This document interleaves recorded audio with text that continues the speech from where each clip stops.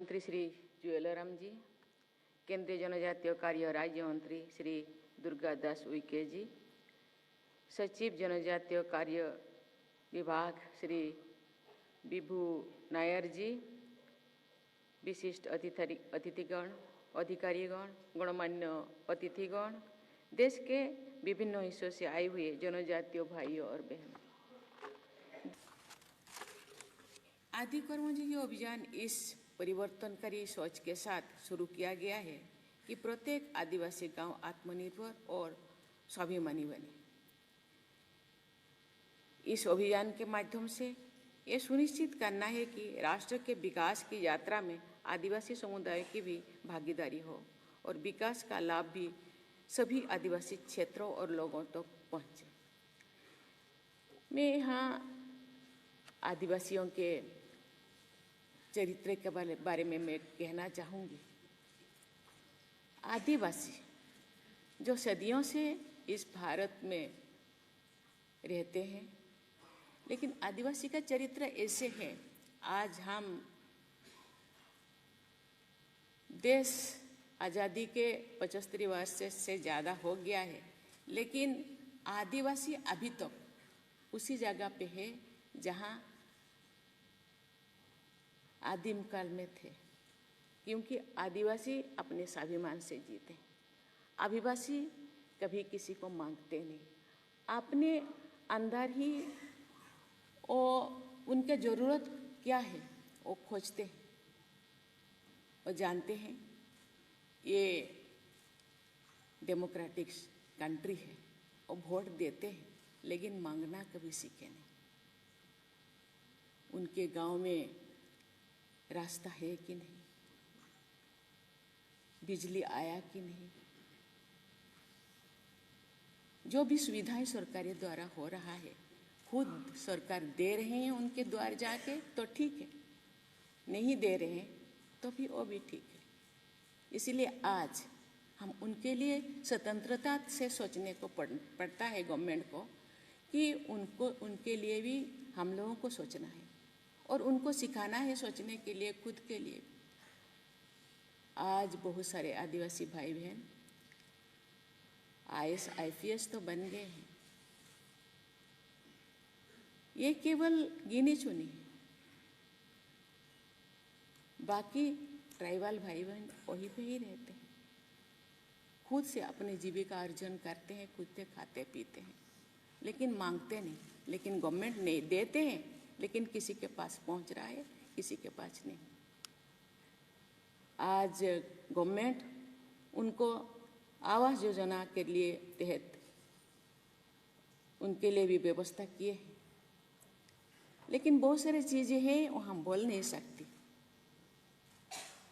क्योंकि वो आते हैं, मीटिंग आते हैं, उनके नाम इंक्लूड नहीं किया जाता, लेकिन बार बार वो कट जाते हैं। इसीलिए गवर्नमेंट आज स्वतंत्रता से स्पेशली उनके लिए सोच रहे हैं। उनका घर होना चाहिए, उनके बच्चे स्कूल जाना चाहिए, उनके गांव पे रास्ता होना चाहिए, बिजली होना चाहिए, पानी होना चाहिए। स्वतंत्रता से हमको सोचना चाहिए और उनको सिखाना चाहिए, कुछ बोलना सीखे, खुद के लिए, खुद के समाज के लिए कुछ करना सीखे। हम लोगों को सहयोग करना होगा और उनको भी शामिल करना होगा इसी कर्मों में, और उसको सिखाना होगा कि हर रोज़ उनके लिए सोचना गवर्नमेंट का ही काम केवल नहीं है, खुद का भी काम है कि खुद के लिए सीखना और समाज के लिए सीखना चाहिए। आज इसीलिए गवर्नमेंट ने ये आदि कर्मयोगी योजना शुरुआत किए हैं। मुझे लगता है इसी से आज जो हम सपने देख रहे हैं, 2047 तक देश को हम एक विकसित राष्ट्र बनाने के लिए उनका भी सहयोग होना चाहिए, क्योंकि आज 10 से 15 करोड़ आदिवासी जो पिछड़े हो गए उनको भी साथ में लेना चाहिए, और केवल साथ में लेना चाहिए नहीं, उनको भी सिखाना चाहिए, वो भी खुद आगे बढ़ना चाहिए। इसके साथ ही आदि सेवा पर्व का भी शुभारंभ किया गया है। आदि सेवा पर्व में ट्राइबल विलेज विजन 2030 डॉक्यूमेंट्स भी तैयार किए गए हैं। ये डॉक्यूमेंट्स जनजातीय समाज के लोगों की जरूरतों और आकांक्षाओं पर आधारित है। मुझे विश्वास है कि आज जो ट्राइबल एक्शन फ्रेमवर्क बनाया गया है वो हमारे जनजातीय भाई बहनों के विकास और देश के विकास में महत्वपूर्ण भूमिका निभाएगा। इस अभियान के अंतर्गत मुझे भी देश के विभिन्न राज्यों में जनजातीय समुदाय के भाई बहनों से उनके अनेक अवसरों पर संवाद करने का अवसर मिला है। आदिवासी समुदाय के प्रतिनिधि जो अलग अलग कार्य क्षेत्र में जुड़े हुए हैं वे राष्ट्रपति भवन में आए और उन्होंने अपने विचार साझा किए। जमीनी स्तर पर सरकारी योजनाओं को लागू करने में जो चुनौतियां हैं उनके बारे में भी उन्होंने बताया। मैंने उन प्रतिनिधियों से भी जो कहा वो मैं आज आपसे भी कहना चाहती हूँ। आज यहाँ देश भर से अधिकारी आए हुए हैं जो अभियान को और योजनाओं का लागू करेंगे और आदिवासी समाज की भागीदारी सुनिश्चित करेंगे। आप सब संकल्प लें कि आदि कर्मयोगी अभियान का उद्देश्य पूरा करना है और सभी जनजातीय भाई बहनों को साथ लेकर उनके विकास के लिए अथक परिश्रम करना है। आज आप सब ने इस नेशनल कॉन्क्लेव में भाग लिया है। मुझे विश्वास है कि आज के इस कॉन्क्लेव में आपको दूसरे राज्यों से और अधिकारियों से कुछ सीखने को भी मिला होगा। आपको अपनी चुनौतियों का सामना करने अथवा अपनी समस्याओं का समाधान करने की तरीका भी समझ में आए होंगे। आप सब ने अपनी बेस्ट प्रैक्टिसेस भी साझा किए होंगे। मैं आशा करती हूँ कि आप सब अपने अपने क्षेत्र में जाकर नई ऊर्जा और नवीन सोच के साथ कार्य करेंगे तथा एक दूसरे से संपर्क भी बनाए रखेंगे। देवियों और स्वजनों, भारत एक जनजातीय समुदाय देश की सामाजिक सांस्कृतिक विविधता का महत्वपूर्ण हिस्सा है। जनजातीय परंपराएं हमें याद दिलाती है कि विकास प्रकृति के साथ सामंजस्य में ही होनी चाहिए। इन समुदायों के समग्र विकास के लिए हाल के वर्षों में सरकार ने अनेक ठोस कदम उठाए हैं। इन प्रयासों का उद्देश्य केवल आर्थिक सहायता देना नहीं है, बल्कि जनजातीय समाज को शिक्षा, स्वास्थ्य, रोजगार, तकनीकी कौशल और शासन व्यवस्था में समान भागीदारी के अवसर भी प्रदान करना है। सरकार ने जनजातीय क्षेत्र में आधारभूत सुविधाएं का तेजी से विस्तार किया है। सड़क, बिजली, स्वच्छ जल, स्वास्थ्य केंद्रों और विद्यालयों की पहुंच बढ़ाई गई है। शिक्षा के माध्यम से जनजातीय युवाओं को मुख्य धारा में जोड़ने के लिए आवासीय विद्यालयों और छात्रवृत्ति कार्यक्रम की व्यवस्था की गई है। कौशल विकास और स्वरोजगार योजनाओं से पारंपरिक कारीगरी, हस्तशिल्पी और उद्यमिता को नई दिशा मिली है।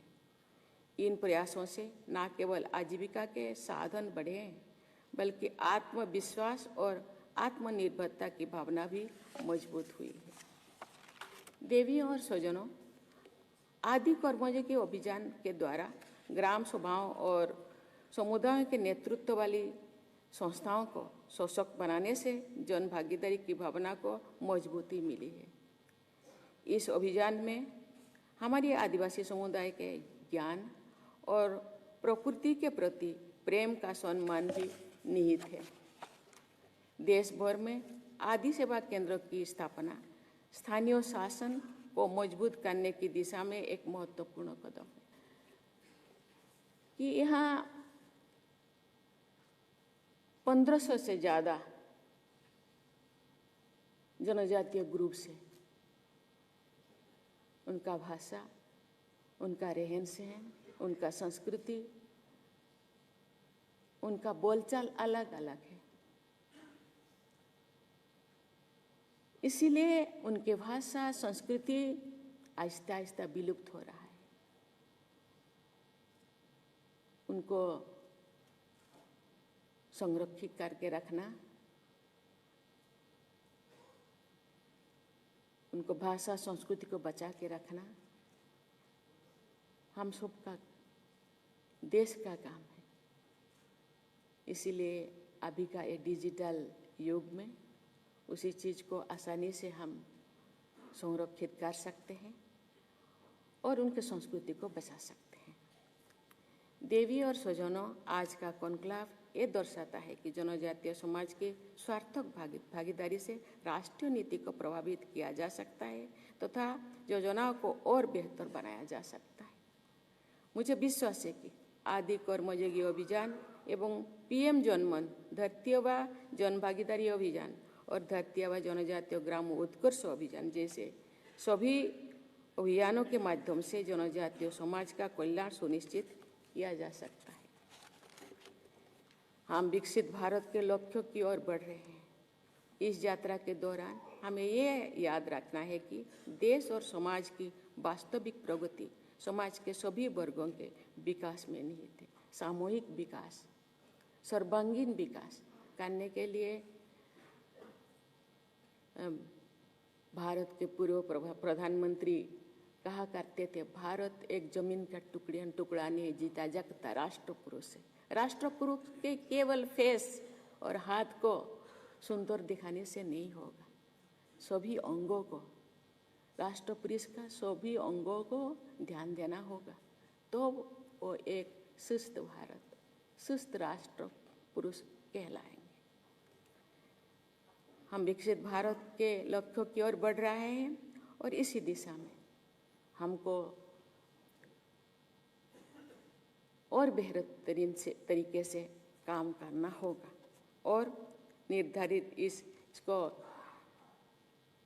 अपने नियति स्वयं निर्धारित करने के लिए सशक्त भी होना होगा और उनको सिखाना भी होगा। अंत में आदि कर्मयोगी अभियान और इस कॉन्क्लेव के आयोजन के से जुड़े सभी लोगों की मैं सराहना करती हूँ और उन्हें बधाई देती हूँ। आप सबके उज्जवल भविष्य की मैं कामना करती हूँ, आशा करती हूँ कि आदि कर्मयोगी योजना और जो भी इसके तहत 3-4 बिंदु को लिया गया है, मुझे लगता है हम लोगों का जो सपना है, प्रयास है और जरूर फलीभूत होगा और पीछे रह गए जो जनजातीय समाज मुख्यधारा में शामिल होंगे और देश के विकास में और भी सहयोगी बनेंगे। धन्यवाद। जय हिंद, जय भारत।